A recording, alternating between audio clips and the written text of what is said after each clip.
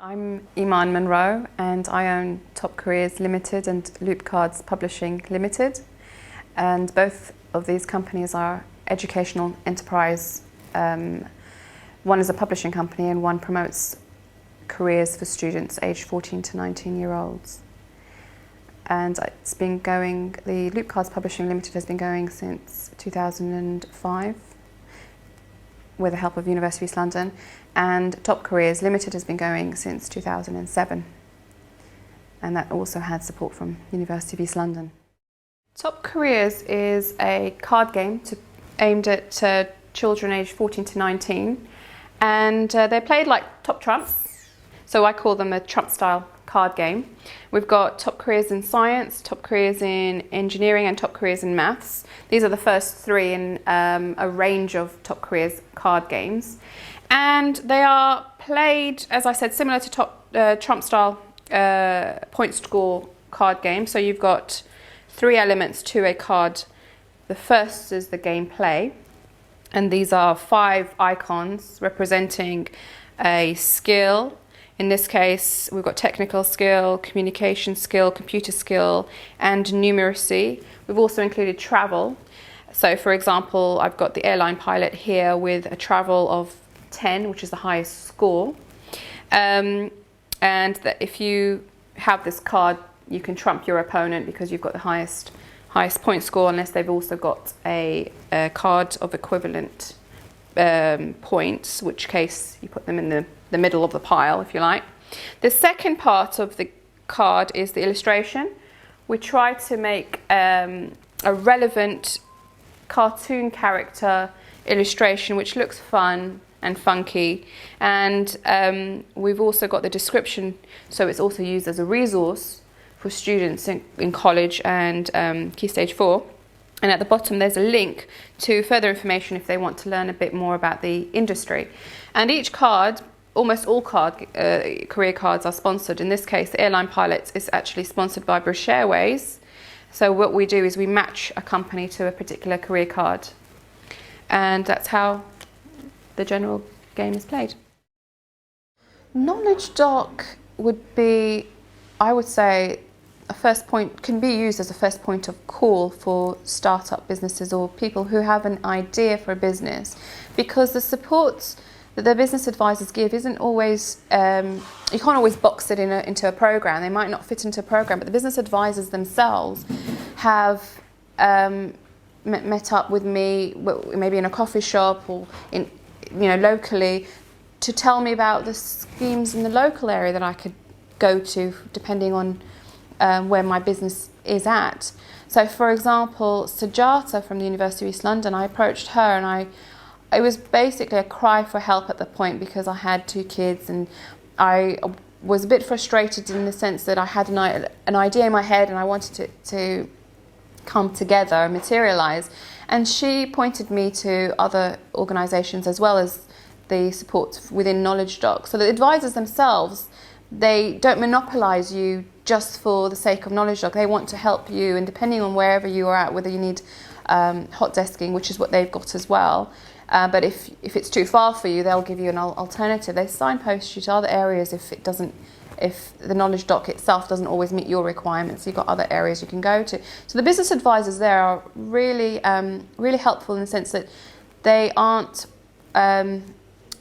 one-sided. You see, they look at you and they what is right for you as a business, not what's right for Knowledge Dock.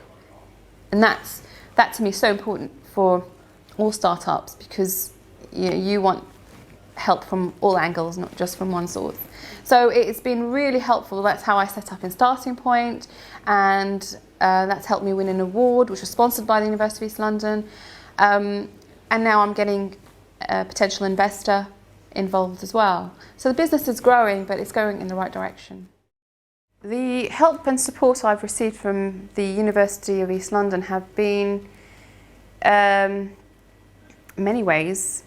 I can think of 2 main ones and a continual business support from their business advisors. The first time I approached the University of East London was through their ShellStep agency, and that's held at the University of East London. That was at the time managed by Gareth Lewis, and he helped me locate a talented undergraduate to support the Top Careers in Science card game, which was my third game in and the first game of the Top Careers series. And the student that he helped me secure was called Louise Nottage, and she worked with me for 6 weeks during the summer of 2006. And because of that support, I managed to create a product that was sponsored by various organisations, and we completed the product. She did all the research for me, and then she gave me her final summary report of her experience with the company, which was great for my marketing as well. The second area which the University of East London has helped me with is the Innovation for Growth. It's a new scheme that is run, I think, and managed by Jean Elbein at the University of East London. And they are using an academic to support and streamline the processes involved with Top Careers itself. And that is going to make a huge benefit with respect to the efficiency of the business.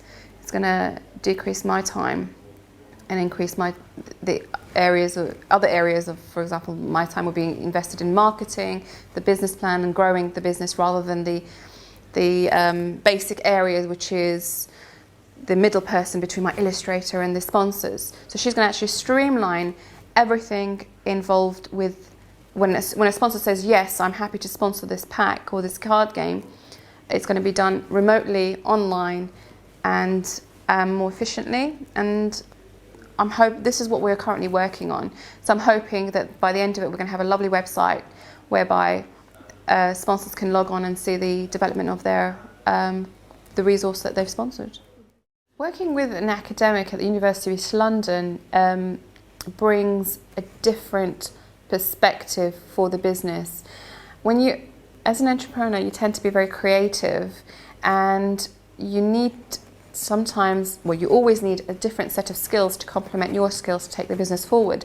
An academic at a university like the UEL it will help the business because it's adding value to the business. I might bring the creative side, but I've got now somebody who can think more logical. Not that I'm not logical, but they think more structured, they have a different way of thinking, and it's relevant to what it is I want to do with the business. In this case, the website needs to be streamlined in a certain way. I don't have the skills to do that. But the academic will bring their skills to help the business achieve its aims. And we're all limited in our capacity. We're all talented in certain areas, but we always need other people to support and complement our own skills. And in this case, an academic is very beneficial to help the business grow.